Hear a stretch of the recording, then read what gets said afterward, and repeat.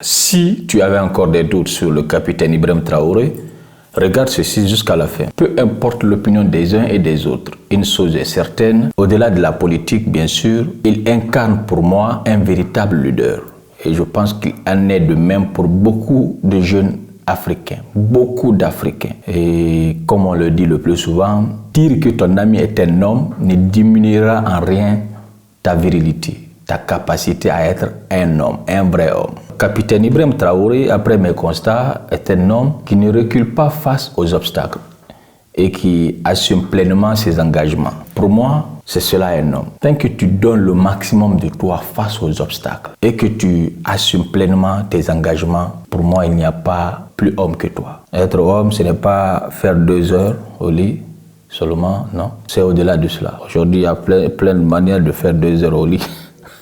Je sais que vous aimez ces bêtises, mais nous n'allons pas nous attarder sur cela. Beaucoup, à la place du capitaine Ibrahim Traoré, j'en suis sûr et certain, auraient cédé à la pression des soi-disant ONG internationales et des médias aux ordres d'intérêt privé. Mais lui, il ose, il parle sans détour, face aux caméras. C'est comme pour dire que c'est moi qui me suis engagé. Je n'ai pas été forcé, je n'ai pas été attaché. Tout ce que je dirai, je le dirai face à la caméra.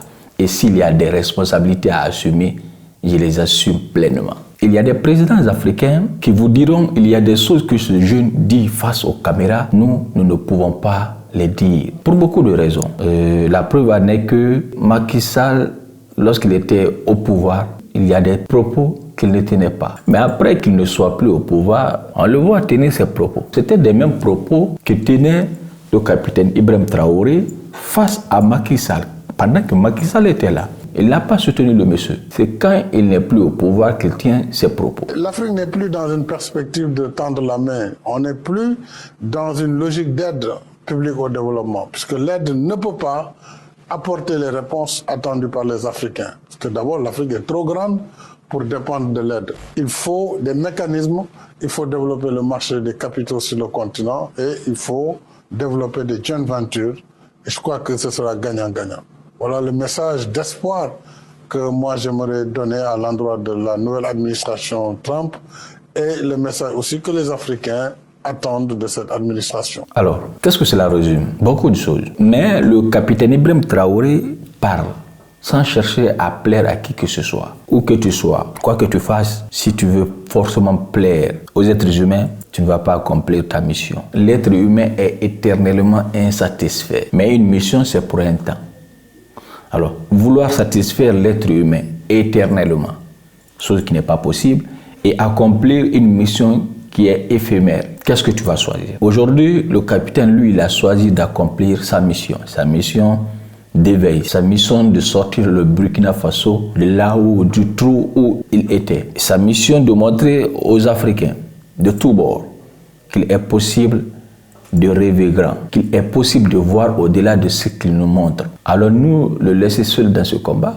Je pense que si on est animé d'une énergie patriotique, d'une énergie de leadership, on ne peut pas voir ce que ce monsieur est en train d'accomplir sans dire un mot. On ne peut pas voir l'impact que ce monsieur est en train de faire sur l'Afrique, sur le Burkina Faso sans dire un mot. C'est impossible. Voilà l'incarnation d'un véritable dirigeant à la tête de son pays. Nous allons suivre, mesdames et messieurs, l'intégralité de ce discours qu'il a tenu face au VDP. Mais je vous assure que vous serez épatés. Il sait mobiliser ses hommes. Il sait galvaniser sa troupe. Quand on est un leader, quand on est un guide, quand on est un chef responsable, il est une bonne source d'inspiration. Je vous invite à suivre l'intégralité pour qu'on puisse bien échanger dans les commentaires. Prendre les armes pour accompagner les différentes forces de défense et de sécurité pour lutter, pour récupérer nos terres. Ce n'est pas permis à tout le monde. Chacun à son niveau peut faire ce qu'il peut. D'autres sont dans le commerce et contribuent. D'autres essaient de communiquer pour vous encourager. D'autres essaient, en tout cas chacun de sa position, à faire ce qu'il peut. Mais vous avez décidé de prendre les armes et faire face. On aime le dire, en temps de guerre, il y a 2 types de citoyens. Les porteurs de tenue, qu'on appelle FDS, qui doivent aller vers la mort. C'est leur devoir. et les civils qui doivent fuir la mort parce qu'ils ne sont pas formés pour ça. Mais dans l'histoire des peuples, il arrive toujours ces moments où vous vous retrouvez confronté à votre existence. Soit vous vous battez ou vous disparaissez. Aujourd'hui, le Burkina fait face à son destin. C'est une question d'existence. Et à ces moments cruciaux, parmi ces civils qui devraient donner dos à la mort, vous avez décidé de prendre les armes et faire face et accompagner vos frères d'armes. Nous ne pouvons pas finir de vous rendre hommage, nous ne pouvons pas finir de vous magnifier, nous ne pouvons pas finir de vous glorifier. Vous êtes des Burkinabés et c'est tout ce qu'on a demandé. Vous avez fait face à l'ennemi sans pour autant connaître l'ennemi à fond, sans pour autant connaître, avoir les mêmes capacités que les forces de défense et de sécurité, mais vous avez fait face.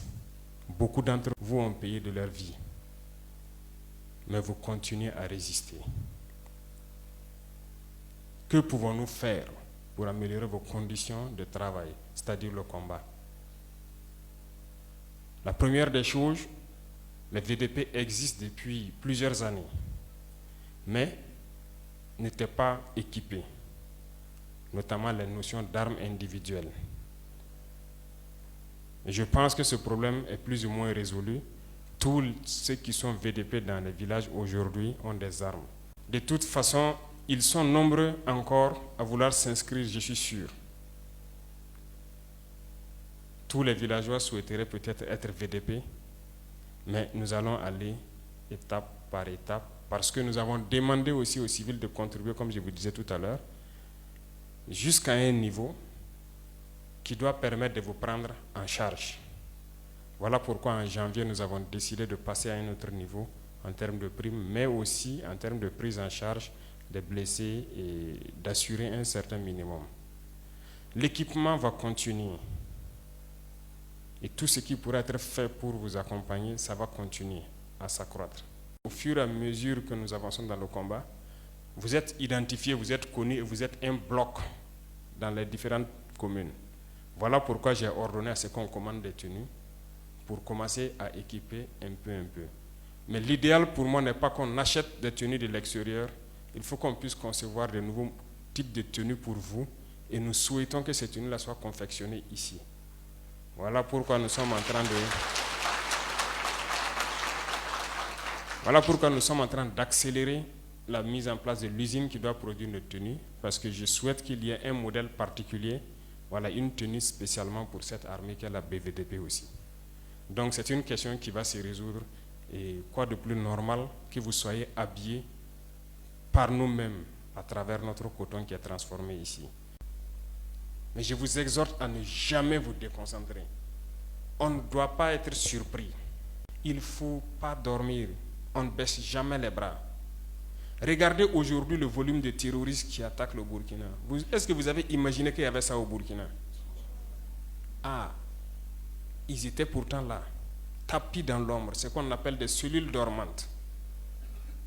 Parce que ceux-là qui nous ont maintenus dans cette situation, le jour qu'ils voulaient, il suffisait qu'ils disent que, ok, au gouvernement, faites ça.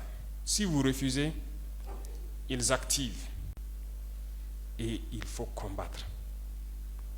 Ce sont des ennemis de la nation. Ils ont décidé d'attaquer leur patrie. Il faut les combattre. C'est sans pitié. L'autre volet, c'est entre vous-même. Il faut que vous surpassez un certain nombre d'événements et ne pas se laisser manipuler. Lorsqu'il y a des événements, il faut éviter de faire des interprétations ou bien de se laisser manipuler. Notre pays a longtemps été dans un système très compliqué. La plupart d'entre vous qui êtes jeunes comme moi, nous sommes nés dans ce système-là. Mais ce n'est pas ça qui peut permettre au Burkina de vivre. Parce que dans cette situation, il y a deux cas seulement. Soit on accepte combattre, ou bien on reste esclave à jamais. Je vous l'ai dit une fois. Et il y en a qui sont esclaves dans la tête, ils ne peuvent que servir leur maître. Et ces gens-là essaient chaque fois de vous manipuler. Il faut qu'entre vous, vous vous conseillez. Parce que chaque situation peut être exploitée par ces ennemis de la nation-là pour essayer de vous décourager, de vous démotiver. Donc, il faut que vous vous conseillez entre vous et ne pas faire attention à certains propos, même sur certains médias. Tout le monde n'est pas obligé d'être patriote. Vous, vous êtes les premiers patriotes. Vous avez décidé de défendre la patrie. Il n'y en a pas meilleur que ça. Ceux qui veulent vous soutenir, qu'ils vous soutiennent. Ceux qui veulent vous décourager à travers les écrits, il faut fermer les oreilles et avancer. Ceux-là, nous allons les combattre ici.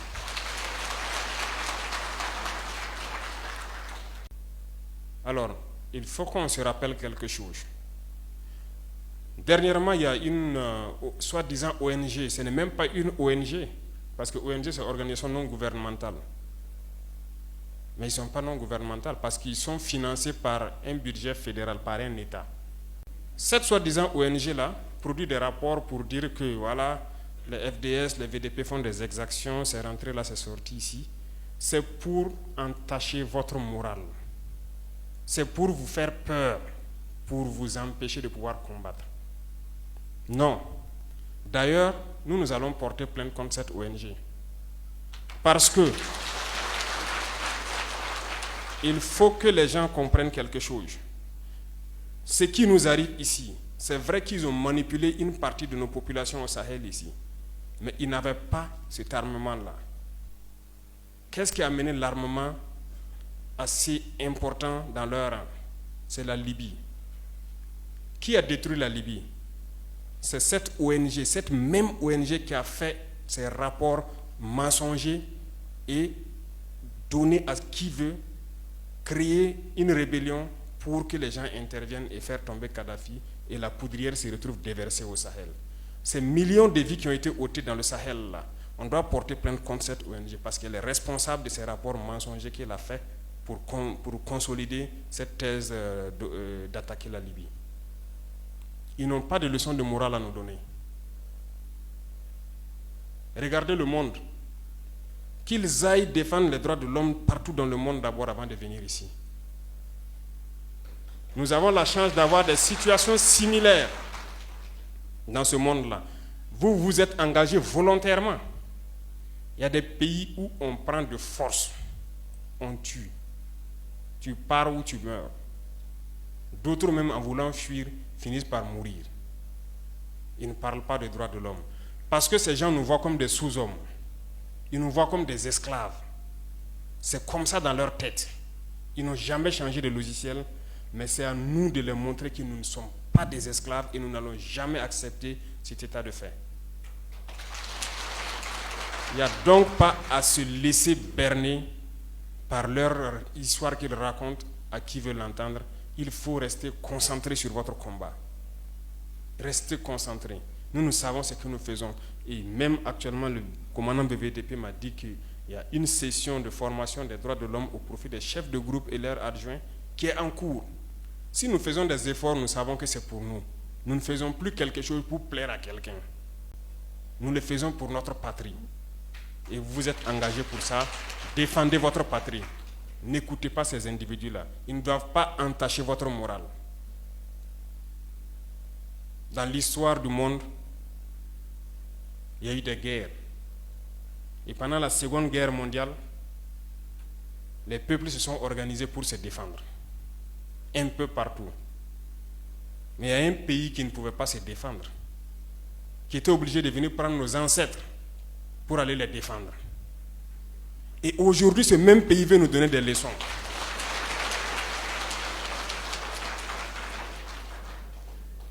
L'hôpital qui se moque de la charité. Non.